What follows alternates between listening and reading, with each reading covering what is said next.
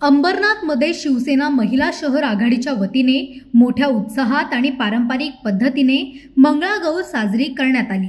बुधवारी खुंटवली येथील शिवम मंगल कार्यालयात हा भव्य मंगळागौर कार्यक्रम आयोजित करण्यात आला होता।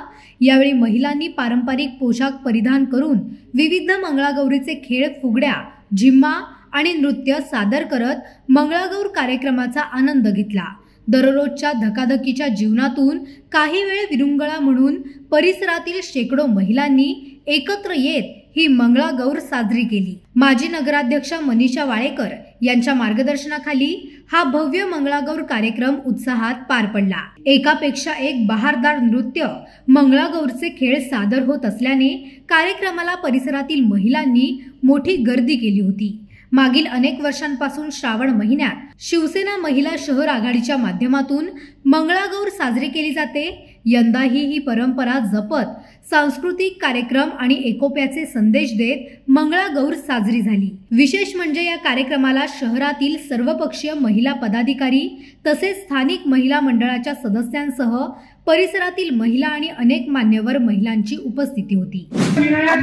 शिवसेना शहर महिला आघाडीच्या वतीने आणि आमच्या सर्व विभागीय शाखेच्या वतीने गेली 15 वर्षांपासून आम्ही हा मंगळागौरचा कार्यक्रम या ठिकाणी सादर करतो आणि आम्ही कुठल्याही बाहेरचा ग्रुप बोलवून आम्ही या ठिकाणी परफॉर्म करत नाही। तर आमच्या ज्या पदाधिकारी आहेत शिवसेनेच्या आमच्या विभागातल्या महिला ज्या हौशी आहेत, ज्यांना कधी स्टेज मिळत नाही, त्यांच्याकडे कलागुण भरपूर आहे पण त्यांना त्याचा वाव मिळत नाही, अशा महिला आमच्याकडे सादरीकरण करतात आणि आमच्या विभागातल्या महिला हा कार्यक्रम बघण्यासाठी वर्षभर याची वाट बघत असतात।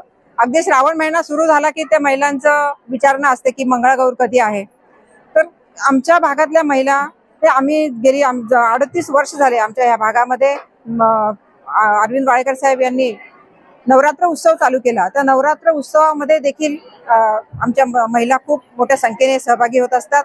आम्ही अंबरनाथ शहरामध्ये तुम्हाला तर माहिती आहे की माझी बिनविरोध निवड झाली होती नगराध्यक्ष म्हणून आणि त्या सगळ्या माझ्या मैत्रिणी पक्ष कुठलाही असू दे पण एक मैत्रीचं नातं आम्ही जपलंय आणि मी त्यांना विनंती केली की हा महिलांचा कार्यक्रम आहे तर तुम्ही या कार्यक्रमाला आवर्जून या। तर त्या सगळ्या जणी माझ्या विनंतीला मान देऊन या ठिकाणी आल्या आणि आमच्या शेजारच्या वार्डातल्या जसं आपण म्हणतो की आपलं अंबरनाथ शहर हे मिनी भारत आहे। सर्व राज्याची लोक, सर्व प्रदेशाची लोक या ठिकाणी राहतात, गुण्यागोविंदाने राहतात।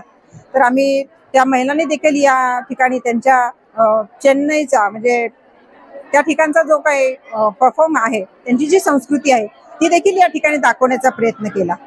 तर ह्या सर्व करण्यासाठी परमेश्वराचे तर आशीर्वाद आहेतच आहे, परंतु या अंबरनाथ मधील गोरगरीब जनतेचे आणि या आमच्या नारी शक्तीचा आशीर्वाद आमच्या पाठीमागे आहे, म्हणूनच आम्ही हे सर्व करू शकतो।